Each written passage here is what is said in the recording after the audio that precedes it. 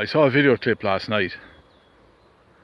Some people said it related to a farmer who was trying to access his own land, and he was being turfed out by a bunch of foreigners, a bunch of mercenaries, a bunch of black and tans.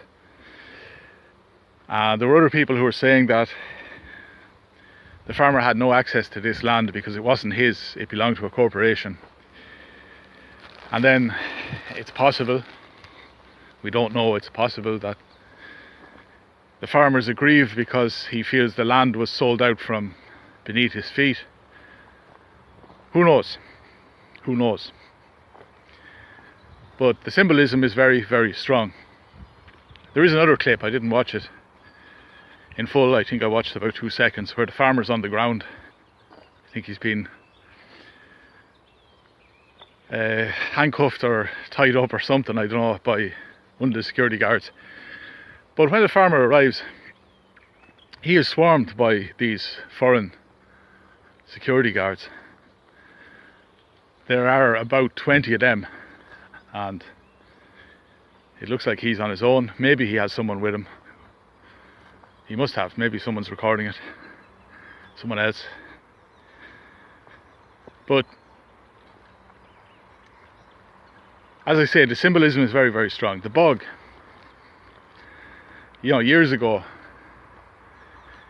I think it was the European Union had decided that blanket bogs, which are shallow bogs, that they couldn't be cut anymore by the owners, by the people, because they wanted to rewild them. And I know there were protests. You had the Irish police down in the bogs.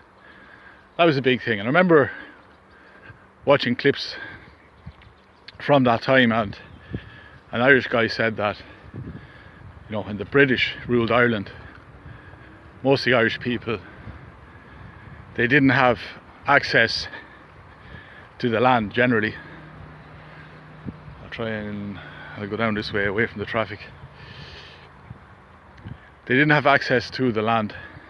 They didn't have access to the rivers. They didn't have access, they couldn't go fishing, for example. There was very little they could do, more or less. But they were given the bogs, which is marshland, essentially, peaty marshland. And they could use the bogs.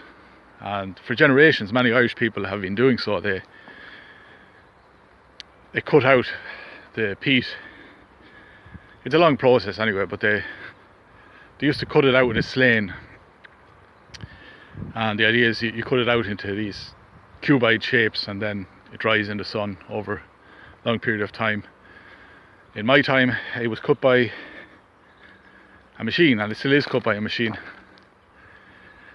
And then you have to go and foot the turf, which is personally is the worst job.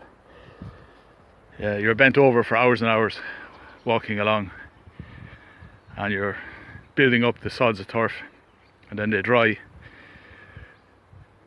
If it's not a rainy summer, they dry, and then you have to bring a tractor in and a trailer and load the footings, bring it home, put it in a shed or cover it with polythene.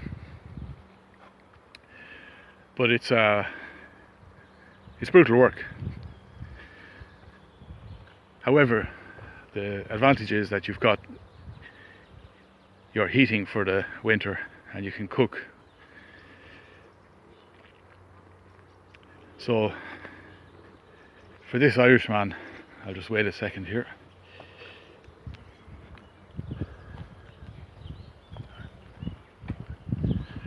For this Irishman to say that there was a time when the bogs were all we had, and now they're taking away the bogs. And there was a clip, another guy was saying that they're talking about rewilding the bogs. The government, the European Union, they want to rewild the bogs, but their rewilding is funnily enough, their rewilding is just covering it in solar panels. So they'll talk about, we want to help the local bird species and certain amphibians or whatever, but certain butterfly can only be found in this part of Ireland.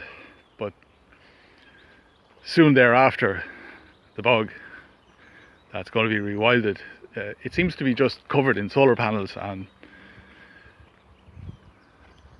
wind turbines, covered in concrete. So it's just man-made material anyway.